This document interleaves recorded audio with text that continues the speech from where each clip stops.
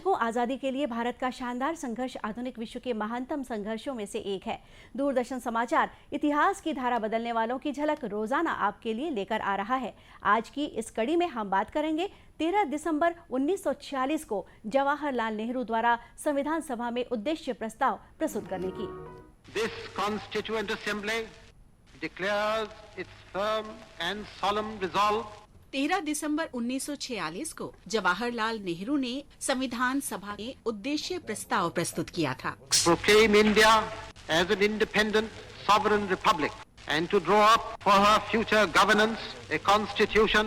ये प्रस्ताव उन लोगों की आकांक्षा था जो संविधान बना रहे थे और बाद में यही प्रस्ताव भारतीय संविधान की प्रस्तावना बना।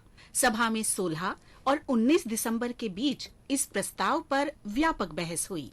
21 जनवरी 1947 को एक बार फिर प्रस्ताव पर चर्चा हुई। इस विचार विमर्श के दौरान संविधान सभा में प्रस्ताव के उद्देश्यों और संबंधित राजनीतिक संदर्भ के विभिन्न पहलुओं पर चर्चा हुई। इनमें रजवाड़ों की रियासतों के भारत में विलय के बाद की स्थिति, संघवाद, अल्पसंख्यकों के अधिकारों और सामाजिक आर्थिक अधिकार जैसे पहलू भी शामिल थे। विभिन्न चर्चाओं में व्यापक विचार विमर्श के बाद अंत में 22 जनवरी 1947 को संविधान सभा के अध्यक्ष डॉक्टर राजेंद्र प्रसाद ने सदस्यों को संकेत दिया कि प्रस्ताव पर मतदान करने का समय आ गया है। उन्होंने अंग्रेजी और हिंदी में प्रस्ताव पढ़ा। श्री मोहनलाल सक्सेना ने उसका उर्दू अनुवाद पढ़ा।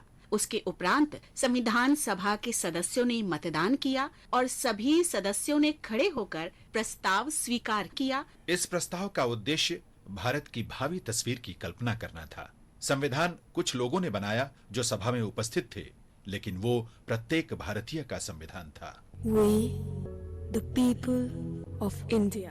हम भारत के लोग।